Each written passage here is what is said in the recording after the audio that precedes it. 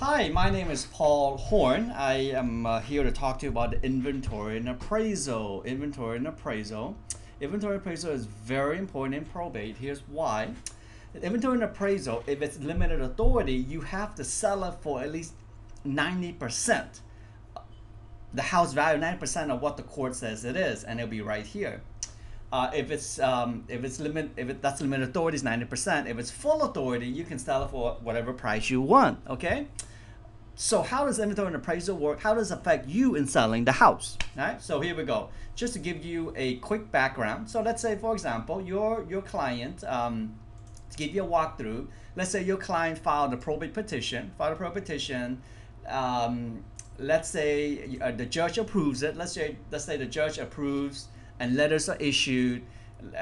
Your client has full authority. Let's just say your client has full authority, right? And so now you say, hey, I've got letters certified by the court right here. Looks like this. Now I can sell the house.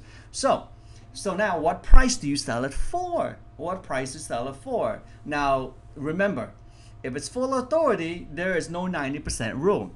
If it's limited authority, you got to sell it for at least 90% of what? 90% of what the inventory and appraisal says. The inventory and appraisal form looks like this.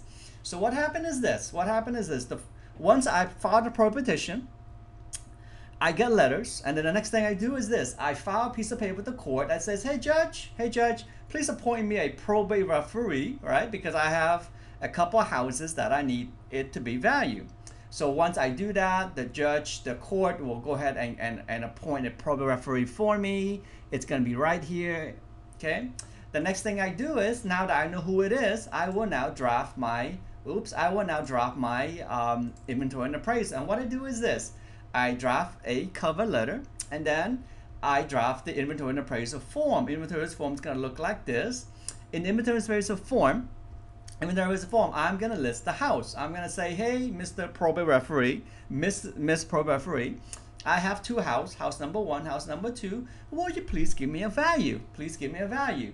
The probate referee will do his due diligence, and he will give me a value right here, all right, the value.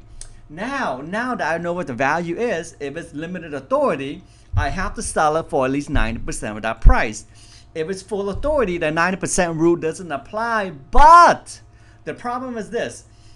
If the probate referee comes back and says house number one is worth $700,000, it's full authority, and you sell it for $500,000, you're going to have a problem. The personal representative and the lawyer is going to have a problem, because the judge is going to ask, why are your numbers so wide in disparity? Why is it that the probate referee says worth $700,000 and you sell it for $500,000? So even with full authority, you got to be careful how much you sell the property for, okay? So inventory appraisal is very important. I hope this video helped. I go into depth a lot more of the probate process in my seminar. I hope to see you there. Thank you.